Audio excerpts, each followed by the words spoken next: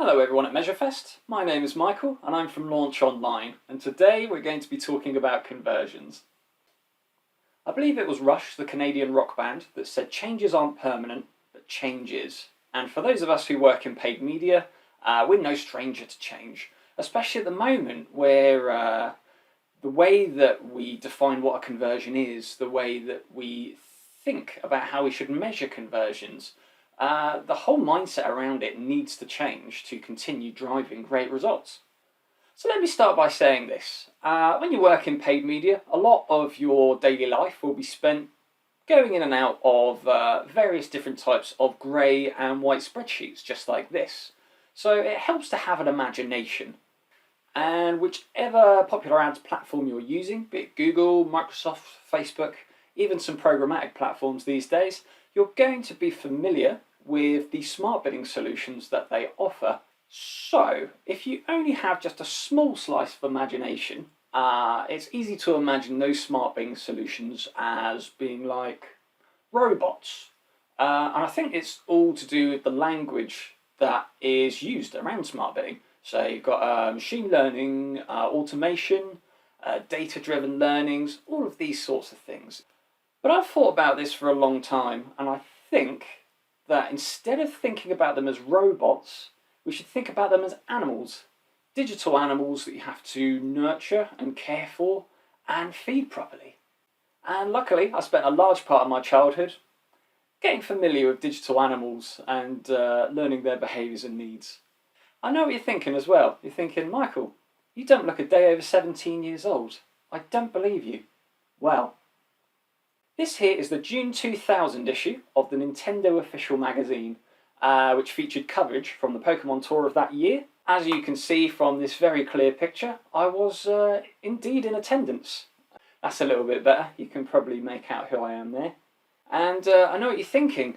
Did you get to battle with Grandmaster Dave McComb? And the answer is yes. Yes, I did. And the result of that battle doesn't matter. So, now that you know my credentials are valid, back to the topic at hand. If you treat smart bidding like a robot, your approach will probably look something like this. You turn the smart bidding solution on, it enters a learning phase, and then sooner or later you expect it to start delivering results. However, this isn't the most effective way of going around things.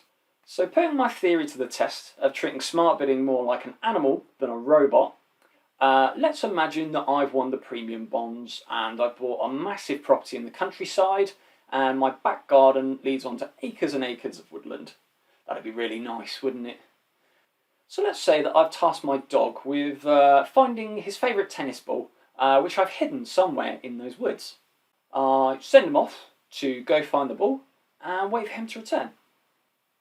After just over 40 minutes, he comes back with his favourite ball. And for those who don't quite see where I'm going with this, imagine that the forest is the search engine results pages, the dog is the smart bidding solution, and the ball represents a converting user. So bear that in mind. Now, let's say I test my dog again, but this time I give him a list of all the places that the ball is not going to be found in. So this list represents negatives in account, be it negative placements, negative keywords, negative audiences, negative dynamic targets even. So this time around, he finds the ball in roughly half the time it took him originally. However, this still isn't the best method for helping the dog find that ball. And that's because even though setting negatives is good for reducing wasted spend and irrelevant traffic, it still doesn't directly inform the smart bidding of how to find that converting user. It simply tells it where it's not going to find it. So, test number 3. Before the dog sets off again, I'm going to supply him, first of all, with a photo of where the ball is currently placed. So he can look at the surrounding area from that photo and hopefully get a bit of an idea of which part of the woodland he needs to go to first. I'm also going to supply him with an electronic beeper that will beep more rapidly the closer to the ball he gets.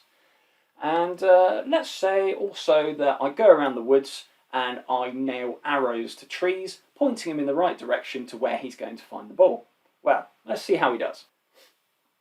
He returns the ball in just 10% of his original time. which is amazing. So we've supplied him with so much useful information that he's now able to find the ball despite the great size of the woodland. So what does this represent in the paid media world? I'm talking about micro conversions, or soft conversions if you like. These are typically found earlier in the purchase or lead funnel to give insight into user behaviour. Commonly you'd use a setup like this to measure the biggest drop-off points in a funnel, to perhaps inform some technical or some UX work to be performed on the site to positively impact the overall result. You can do this in many ways. I guess most commonly within an ads interface you could count a micro conversion as a conversion that's not included in the conversions column, or you could use Google Analytics and set up a goal funnel, which isn't the most accurate way of doing things, and this is used purely as a reporting method. Nothing is being sent back to the smart bidding solution. Nothing is teaching it on how to be better. So today the approach should be more like this. Instead of having micro conversions leading to a conversion, all of those micro conversion points should be treated as conversions themselves.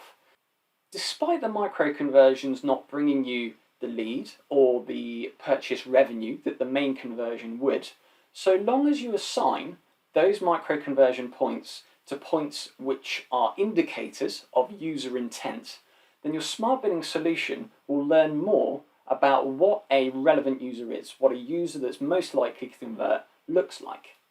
The best examples of micro conversions you should set up in this way is, say, users that add an item to their cards, or they make it to the checkout page, or they enter their postcode to see if a service is available, rather than people that, say, read a blog on your website, because that doesn't necessarily mean that they have any intent to purchase or submit their details to you.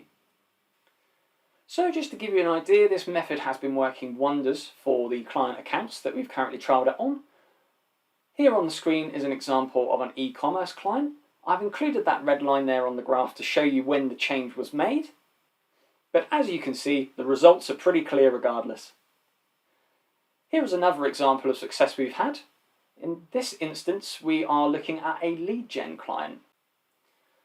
So, to sum up micro conversions, they have great potential to make your smart bidding smarter, and smarter smart bidding means better results, which means happy client or internal stakeholders. So next up we have conversion value, and value-based bidding isn't really anything new in the industry, but there seems to be more importance being placed on it now. In fact, this year Google are calling value-based bidding Smart Bidding 2.0, and when you look into the details it's easy to see why. So by assigning value to conversions, you add a whole new dimension of understanding for your smart bidding solution. Of course, if no value is assigned, every conversion is treated equally, which means that in theory, users that are most likely to convert are going to be treated equally as well when it comes to bidding for them. However, the higher conversions could do with some more aggressive bidding because the overall return on your ad spend is going to be more beneficial. And similarly, on the other side of the coin, if a user is likely to perform a low value conversion, your smart bidding will know not to bid as aggressively for those types. So looking at this graph, this illustrates exactly what value-based bidding allows the system to do. The yellow line there being the average bid, and that is scaled against the value that that conversion is going to generate for your business. However, things can go very wrong if not given proper consideration. To give an example of this, a few years ago I had a client that worked in used car sales, and we were eligible for the beta version of value-based bidding. So to give you some background, the website had 2 lead generation points that we counted as conversions. The first one would be where a user would enter their details, their telephone number, their email address, in exchange for receiving a brochure on the car that they were interested in. And of course, as the business had their details, it could then give those to the sales team and follow up and try and get them to come to the garage in person. The other lead generation point was to book in for a test drive. So you could book a slot to come into the garage and talk to the sales team directly, which was the most valuable conversion, of course, because that actually involved the user committing to go down to the place of business. So when it came down to assigning value to these 2 conversion points, Because these conversions didn't represent any transactional value taking place, we decided just to come up with values out of thin air. So we thought brochure download is probably worth 5, and a test drive booking, as it's more valuable to the business, is probably worth 50. So we set that and we let it run for 60 days. We were very happy on our side with the amount of conversion value that was being captured. But when we met with the client, they reported that the effect on the overall amount of test drive bookings that they were capturing in their CRM was barely noticeable. In fact, it looked like we generated just one more test drive booking than we would have done before. Whereas the brochure downloads had skyrocketed, and in fact we captured many more of those than we would have done in a typical month. So the smart bidding solution, instead of striving to find numerous high-value converting users, was instead finding vast volumes of lower converting users, which, whilst nice, didn't have a significant effect on overall business value. So in the end, we had to take a step back and look at the bigger picture. Working with the client, we looked into user behaviour across all channels, and it turned out that roughly 1 in 100 of those that downloaded a brochure actually went on to book a test drive. So with that in mind, we adjusted the values so that the brochure downloads value was just 1% of the value of the test drive booking, because only 1 in 100 moved from the first step to the second step, if you like. And then we let that run again for 60 days.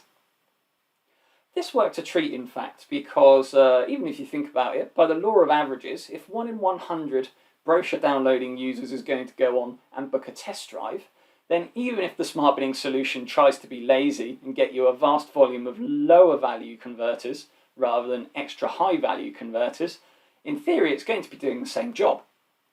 We then stepped it up a gear and we worked with the client again to find out what the average monetary value was per car sale. We also found out that roughly 1 in 10 users that booked a test drive went on to buy the car in the end.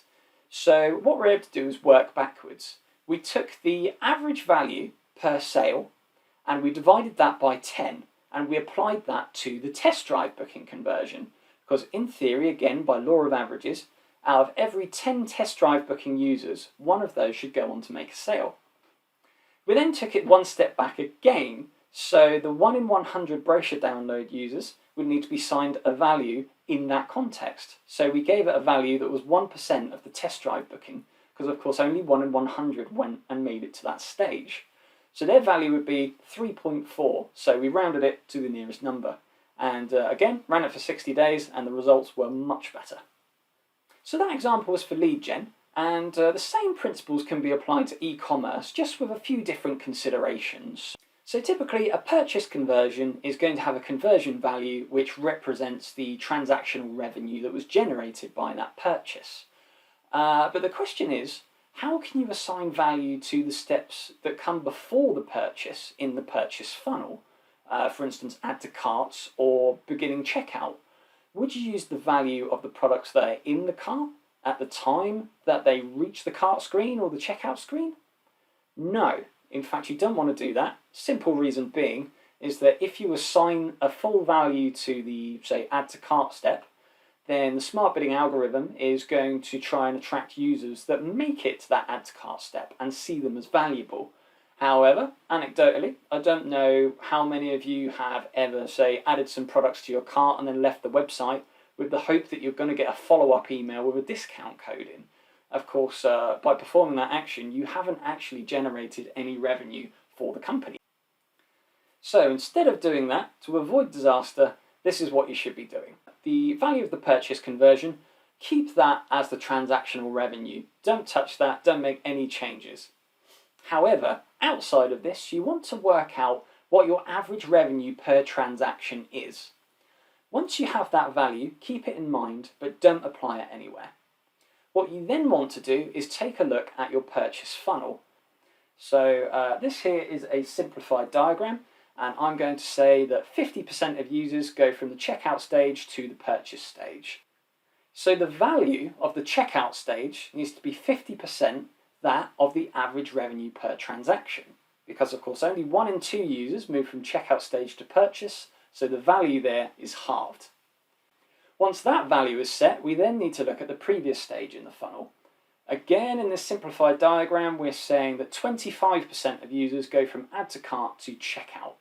So what we want to do is take 25% of that checkout value and then apply it to the add to cart stage, which in this case would be £25, 25% of £100. Once you've set this up and started it running, essentially what you're doing is creating foolproof smart bidding, because if it can't put its efforts into finding those high value users that are going to make a purchase, it can get the proportions of users that are going to make it into the earlier stage, and again by law of averages, get them to that purchase stage regardless. So to get you started on your value-based bidding journey, just to let you know you won't have the full suite of options available at the very beginning. We recommend starting on maximise conversion value, or whatever the similarly named solution is on the platform that you're using, and running this for 3 conversion cycles. A conversion cycle being the time on average it takes a user to conduct their first ad click all the way to completing that final valuable conversion. After 3 conversion cycles, switch the strategy from maximise conversion value to target ROAS, or target return on ad spend. From there, wait 1 further conversion cycle, and then you can begin the analysis and refinement stage. And by that I don't mean just by looking at each campaign and seeing how they fared, but also taking a look at that average purchase value, or the proportions of users which go through the stages in the funnel. Because of course over time this could change due to outside factors such as seasonality, or promotions being run on your website, or even changes to your website.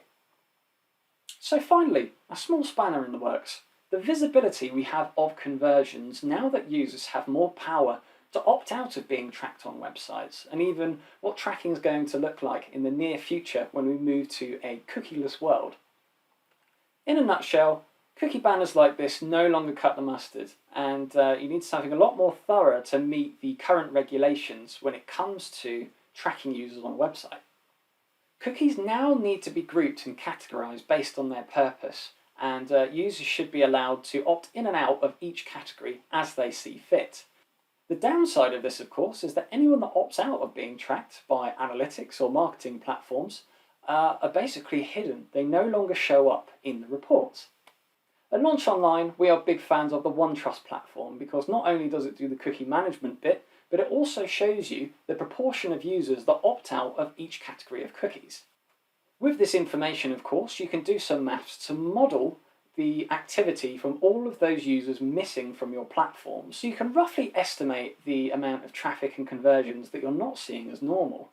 Strangely enough, some of the large cookie management tools, even the one that the ICO use themselves, don't provide this information, so users that opt out are simply missing, and you have no way of telling whether it's 3% of users, 30% of users, or 90% of users that are no longer visible within your different interfaces. However, one step further from manual modelling is Google's new consent mode. This is their new cookieless tracking method. So to illustrate, this is the sort of thing we'd see at the moment. A user provides consent, or is tracked regardless, on a non-compliant website. They go on to convert, and then we see that conversion reported. However, we wouldn't see this activity, of course, if we had no visibility of that user. So with consent mode, even if a user does not provide consent to tracking and does not have analytics or marketing cookies set on their browser, you're still able to track their conversions and basic analytics info. Google say that this isn't an absolute solution and will look to recover over 70% of that lost data. So to put that in perspective, if 30% of users opt out on your website, it will look to recover at least 21% of that overall activity. The biggest hurdle at the moment is that because the feature is still in beta, there aren't many guides about how to set it up under different circumstances. At Launch Online over the last few weeks, we've been doing a bit of trial and error to get it working purely within Google Tag Manager. I wish I could show you and tell you exactly what we did, but sadly I'm out of time for today, so hopefully someone else today will cover it. If not, I'll look to get a blog out or perhaps do another talk. So thank you very much for watching my presentation. I hope you have a great day, and I hope to see you again soon.